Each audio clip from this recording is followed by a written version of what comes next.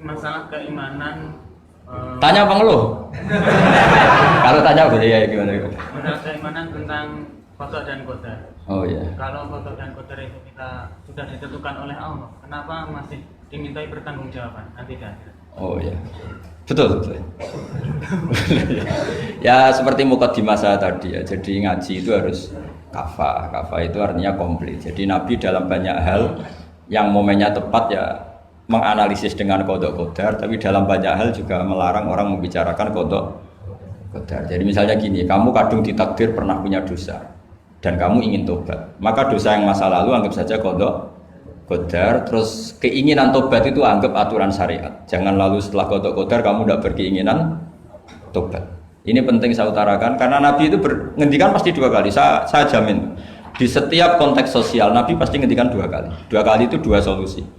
Nabi pernah ngendikan idza dzikiral qadar fa'amsiku wa idza dzikra ashabi fa'amsiku. Jika umatku telah menjustifikasi qada dan qadar fa'amsiku, kamu jangan ikut-ikut. Karena nanti akan yang zina enggak apa-apa, saya sudah qada qadar, yang maling ya enggak apa-apa karena sudah qada. Wah bahaya, bisa hancur syariat kalau seperti itu. Tapi ada banyak hal yang Nabi mengisnadkan itu ke qada qadar. Kayak cerita Nabi Musa dan Nabi Adam. Ada kan di hadis Sahih itu jelas. Ini dengerin, ini betul di hadis Sahih.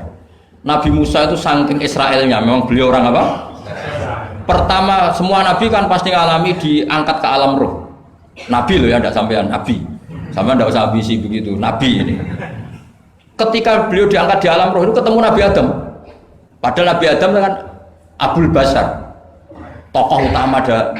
Pertama ketemu langsung ngomong gini, anta Adam, kamu betul yang namanya Adam? Ya saya Adam. Antal ladzi akhrajtan nasa minal jannati wa asqaitahum. Siapa hadisnya? Antal ladzi akhrajtan nasa minal jannati wa asqaitahum. Gara-gara kamu orang enggak hidup di surga.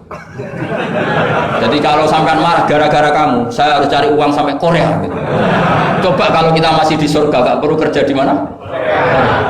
Karena semuanya tersediakan, enggak punya istri jelek, semuanya cantik karena bidadari.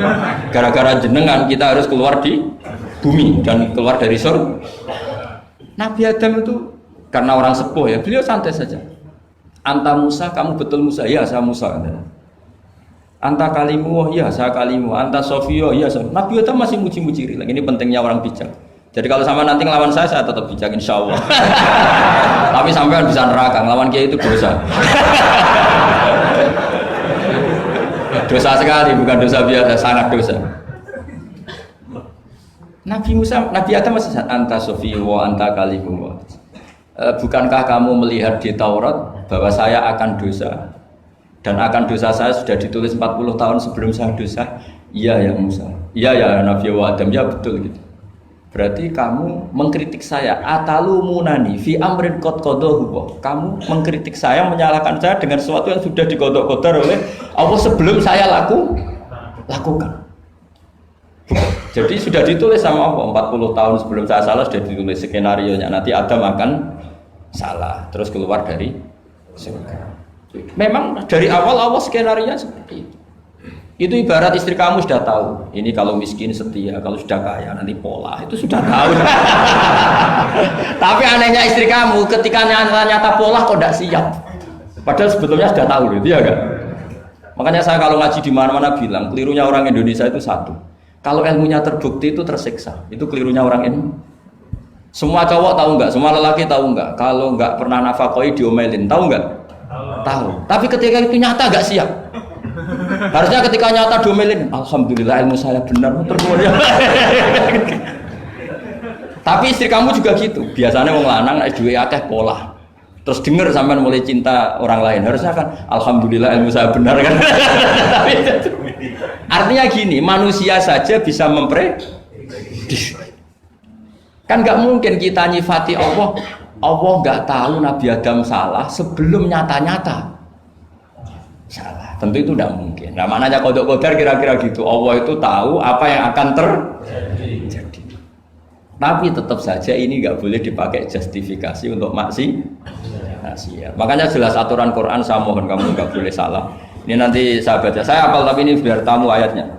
Itu ayatnya kan ma asaba musibatin fil ardi wala fi anfusikum illa fi kitabim min qabli an nabraha inna dzalika 'ala Allahi yasir likai la ta'sau ala ma fatakum wa la tafrahu bima atakum. Jadi apa yang mengenai kamu di bumi maupun ada pada diri kamu, anggap saja itu, yakini saja sebagai qada qadar, supaya kamu tidak putus asa apa yang sudah terlewatkan dan tidak bangga dengan apa yang kamu udah.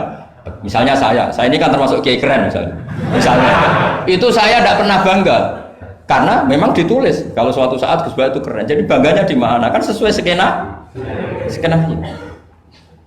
Jadi untuk menghilangkan ujub bangga itu dengan cara iman sama qada qadar. Nah, terus likai la ta'sau ala fatakum, kamu tidak perlu putus asa dengan apa yang sudah kelewat. Misalnya masa lalu kamu ya tadi diusir istri, suami, macam-macam lah, utangnya banyak, wes sudah bangkit saja, itu sudah takdir.